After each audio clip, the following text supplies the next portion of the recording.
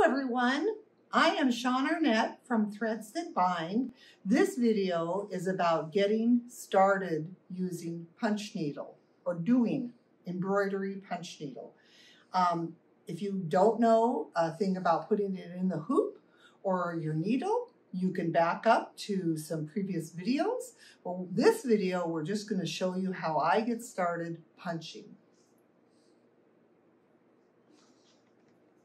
And a great tip, if you don't know, is using embroidery floss. If you pull from the end that the number is listed on, it will be an endless flow of thread.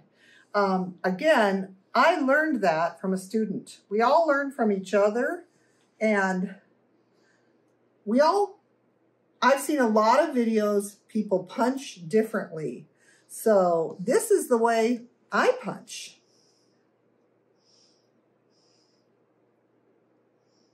On my patterns, they are all screen printed on natural colored weaver's cloth.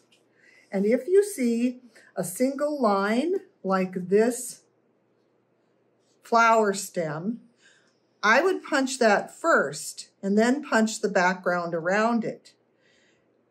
That's pretty much the only rule I want to say I use now. Well, no, that's probably not true. As we go, we'll find out. Well, when you're punching, you start with the beveled part, the front of the needle, leading the direction that you're punching. I punch usually right to left, taking small little jumps, making sure that my needle goes all the way down. You can hear that clicking.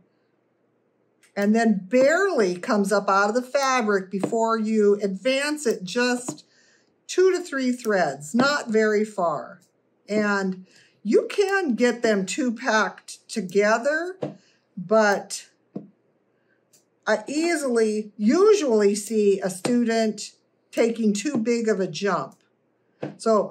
And I usually tell a student to slow down. Pretend you're in slow motion. This isn't a race. You find your rhythm.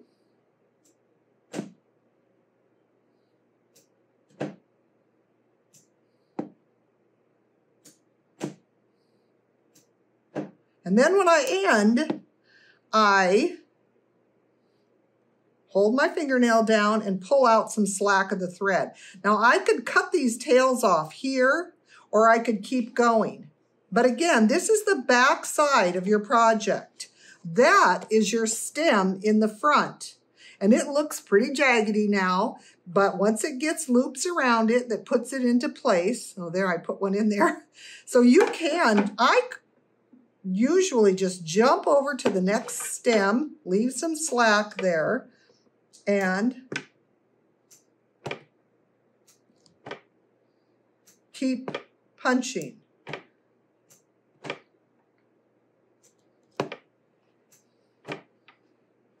I don't know if we can get in really close to see the eye of this, but what happens if your needle gets turned around and your back comes up and you see how that thread is now bubbling up, and on this side, it's not even leaving or depositing a loop because the needle was not turned so that the thread was flowing through it.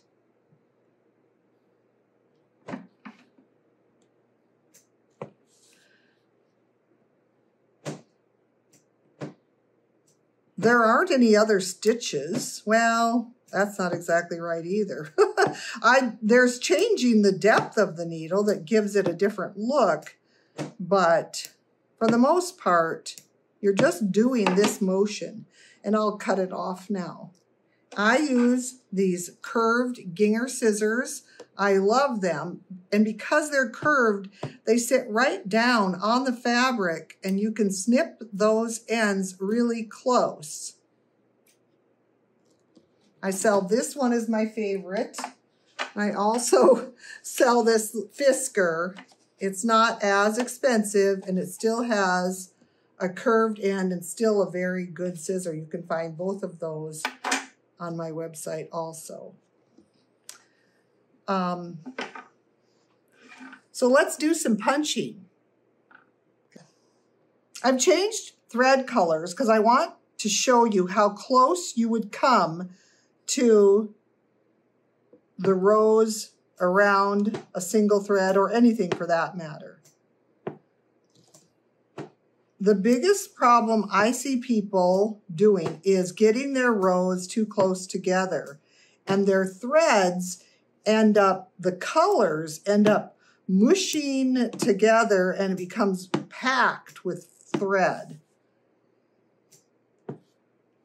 So see how there's a little fabric showing in between there? I leave fabric because, again, this is the back side, and those threads, when you turn your project over, they're standing right next to each other, and they leave a more crisp line. And you can, of course, I only did those 2 flower stems. I would just keep going and fill in, but I'm going to just do this little area here so you can see.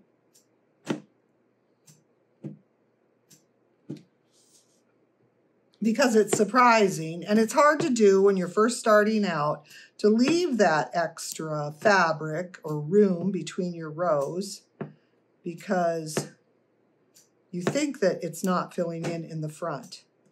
And again, this is because this is the rules. I hate that word.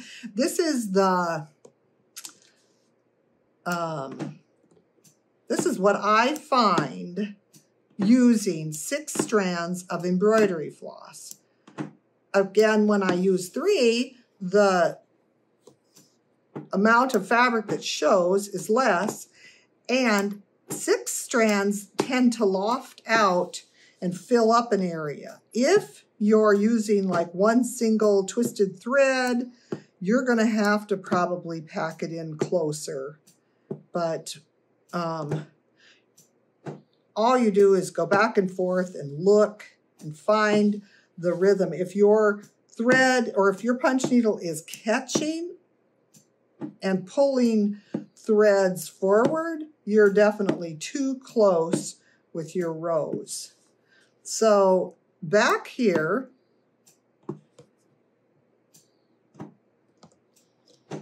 it looks pretty full of fabric, but surprisingly, when I turn this over, it is going to be really nice and filled in. And again, the way I do that is taking small little jumps. See how well that is filled in? It's really surprising.